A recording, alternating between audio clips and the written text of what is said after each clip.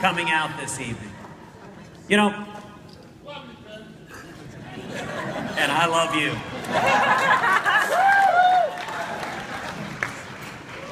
You know, you can tell a lot about a word by studying its history, its origins. If you look at the word politics, its roots are two parts. Poly, meaning many, and ticks, meaning blood-sucking parasites.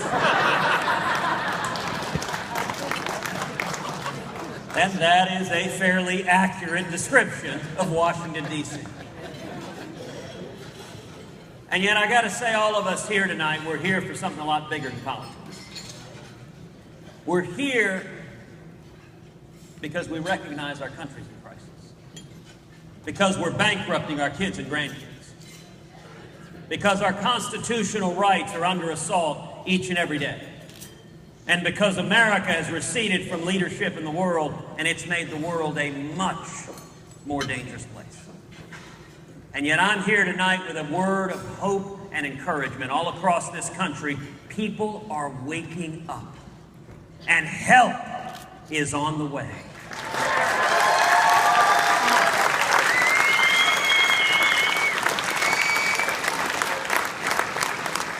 I believe this next election will be about three key issues: jobs, freedom, and security. Let's talk about each of them. Let's start with jobs. You know, let me talk for a minute to all the single moms out there who are working 2 or 3 part-time jobs, who've had your hours forcibly reduced to 28, 29 hours a week because Obamacare kicks in at 30 hours a week. Let me talk to all the steel workers and truck drivers and mechanics and plumbers, the men and women with calluses on your hands, the union members who've seen your wages stagnate, stay the same year after year. Cost of living keeps going up, but somehow your wages don't seem to keep pace. Let me talk to all the young people coming out of school. You got student loans up to your eyeballs. You're scared, am I going to get a job? What does the future hold for me? And the media tries to tell us this is as good as it gets. Well, let me tell you, that is an absolute lie. You know, it's easy to talk about making America great again. You can even print that on a baseball cap.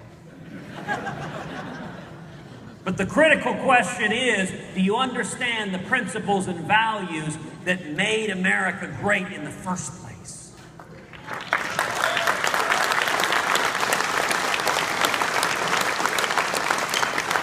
The heart of our economy is not Washington, D.C.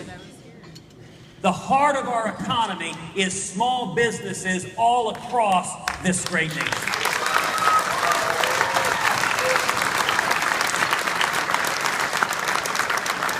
If you want to kill the economy, do what we've done the last 7 years, hammer small businesses all day long. On the other hand, if you want to see jobs explode, then take the boot of the federal government off the backs of the necks of small businesses.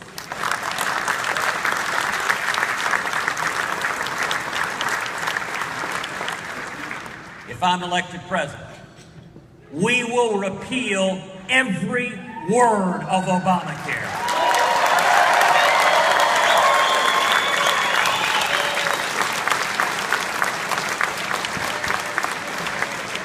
We'll pass common sense health care reform that makes health insurance personal and portable and affordable and keeps government from getting in between us and our doctors.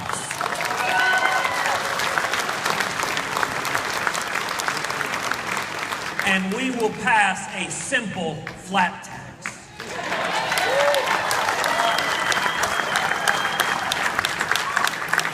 Where every American can fill out our taxes on a postcard. Amen. And when we do that, we should abolish the IRS.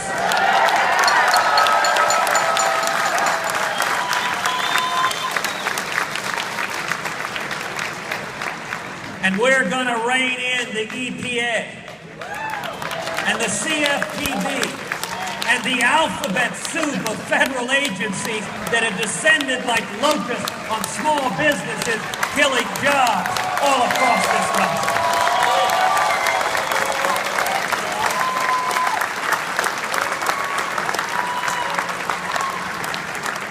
We're going to stop amnesty, secure the borders, end sanctuary cities, and end welfare benefits for people here illegally.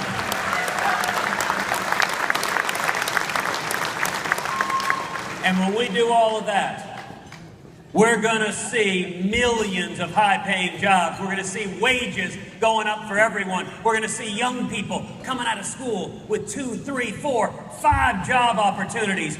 We will see morning in America again.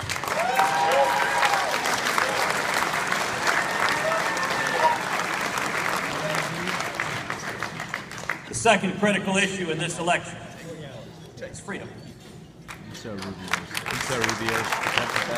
know, just a few weeks ago, the passing of Justice Scalia underscored just how critical this election is. It is not one but 2 branches of government hanging the balance, because we are one left-wing justice away from a radical 5-justice liberal majority, the likes of which this country's never seen. We are one liberal justice away from the Supreme Court stripping away the religious liberty of every American. We are one liberal justice away from the Supreme Court effectively erasing the Second Amendment from the Bill of Rights. We are one liberal justice away from the Supreme Court making us subject to the authority of the World Court and the United Nations and giving up U.S. sovereignty. Now, you know, a couple of debates ago, we were asked a question about the Supreme Court and religious liberty. And Donald Trump turned to me and he said, "Ted, you know, I've known a lot more politicians than you have." Now, in that, he's right. He's been supporting left-wing Democratic politicians for 40 years. I have no experience doing that.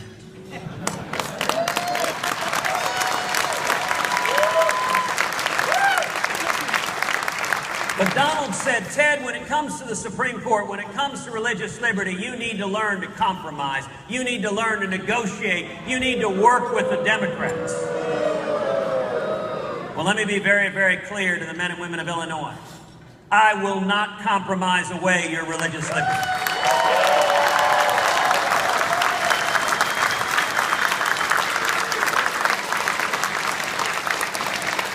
And I will not compromise away your Second Amendment right to keep and bear arms.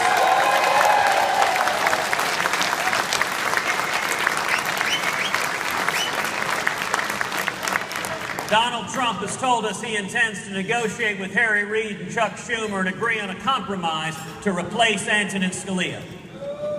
Well, I'll tell you this, every justice I put on the Supreme Court will be a principled constitutionalist who will vigorously protect the Bill of Rights for your kids and for mine.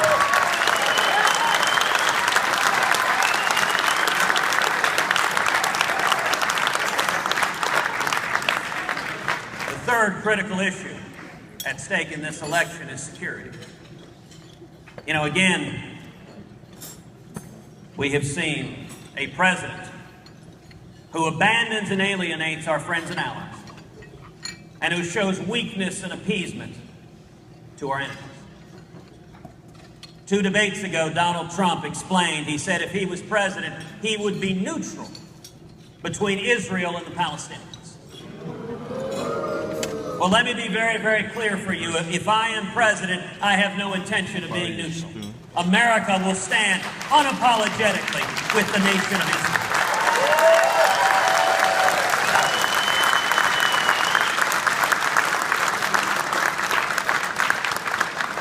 One of the most dismaying things that has happened over the last 7 years is we have seen our U.S. military weakened. We've seen our readiness degraded. We've seen morale among the troops plummeted.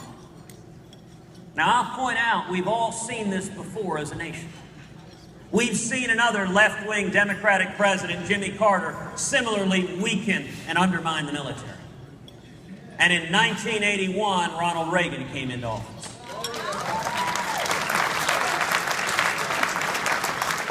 And what did he do? He passed tax reform and regulatory reform. He lifted the burden, the boot of the federal government off of small businesses. Jobs explode. We saw millions of high-paying jobs. We saw trillions in new revenue to the federal government. He rebuilt the military, and we bankrupted the Soviet Union and won the Cold War.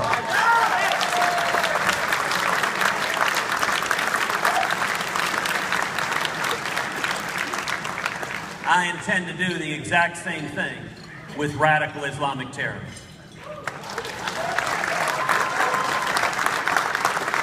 We are going to unchain the economy, see millions of high-paying jobs, see rising wages, the trillions that will generate. We'll rebuild our military so it remains the mightiest fighting force on the face of the planet.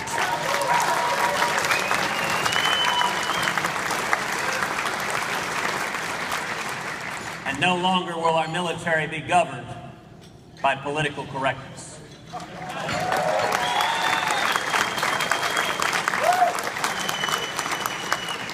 We will have a commander-in-chief who stands up and says to the world, we will defeat radical Islamic terrorism. We'll have a president willing to utter the words, radical Islamic terrorism.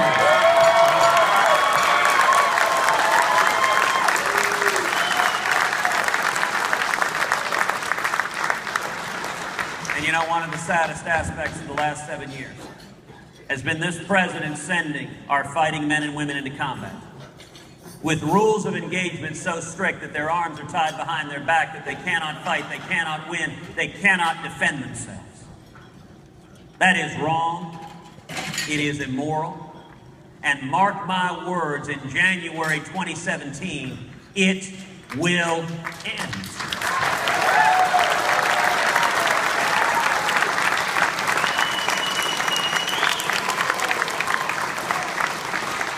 We have always been reluctant to use military force. America's slow down.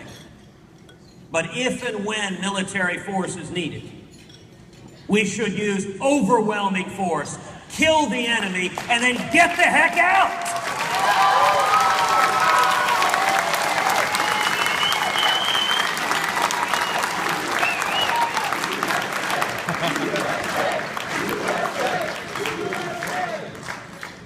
So let me talk a minute about politics. Where are we now? We're just a few days out from the Illinois primary. This race started off with 17 candidates.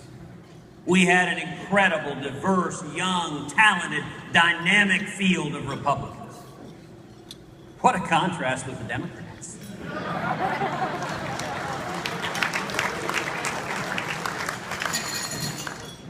And through the course of the year, through the course of a good and vigorous primary, the field is narrowed and it is narrowed and it is narrowed. As we stand here today, there are only two candidates who have any plausible path towards winning the Republican nomination.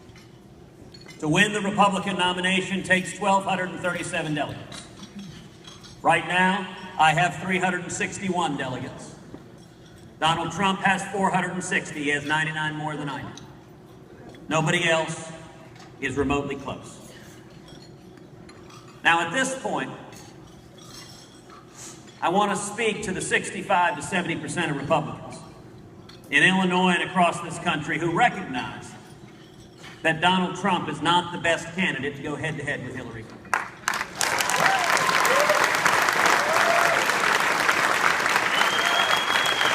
That if we nominate Donald Trump, we lose. Over and over again, every poll shows that Hillary doesn't just beat him, but wipes the floor with him, wallops him. And if we lose the Supreme Court for a generation.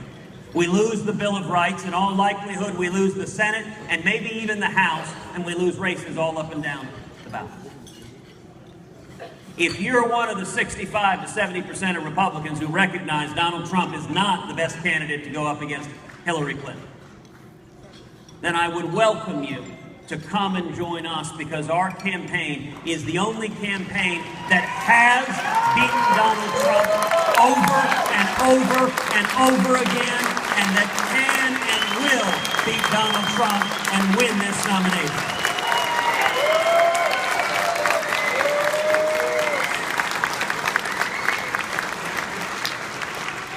And Illinois is a battleground. Listen, Illinois is used to being neglected by Republicans. I recognize that. Y'all have the burden of living under despotic, messed up, left-wing Democratic rule. Which means the men and women here, you're hardy, you're principled, and you're fighters. But Illinois is a state that matters in this primary. Right now in the state of Illinois, Donald Trump and I are effectively tied. We are neck and neck here in the state of Illinois. And to get to 1237, listen, the media has already given the nomination to Donald Trump. They desperately want him to be the nominee because he may be the one person on the face of the planet Hillary Clinton can beat.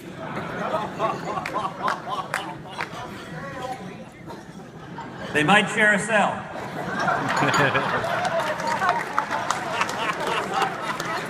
But the nomination is not going to be decided by the Washington establishment parachuting in some favored choice at a brokered convention. That's right. If you want to beat Donald Trump at the ballot box.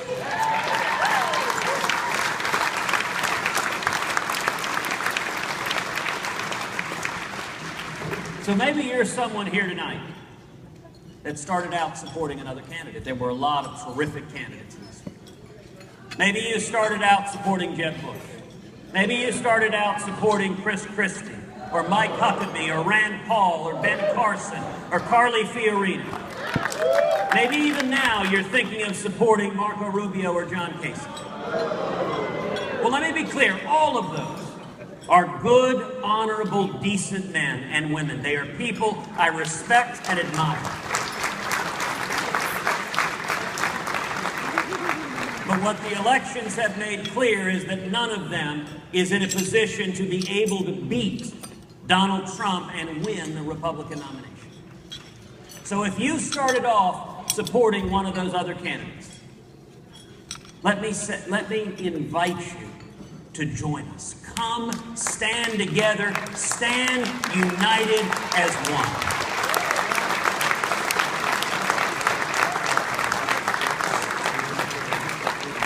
And I have to tell you, if we do that, if we stand united,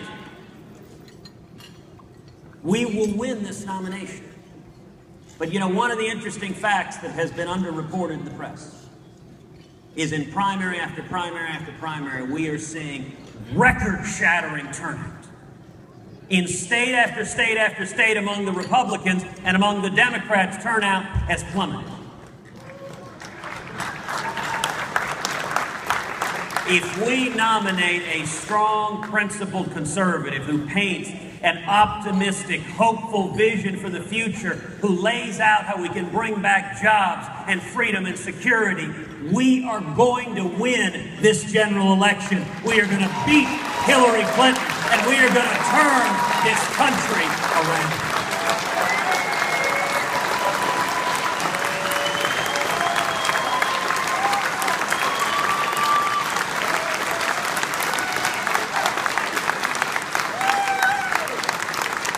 Thank you for your passion. I thank you for your leadership. I ask you to join us not only to come out and vote on Tuesday, but to pick up the phone and call your friends and your family and your neighbors and your loved ones and urge everyone, let's stand together. Let's stand united. And it took Jimmy Carter to give us Ronald Reagan. And I am convinced the most long-lasting legacy of Barack Obama will be a new generation of leaders in the Republican Party who stand and fight for liberty, who stand and fight for the Constitution, and who stand and fight for the Judeo-Christian values that built this great nation. Thank you, and God bless you.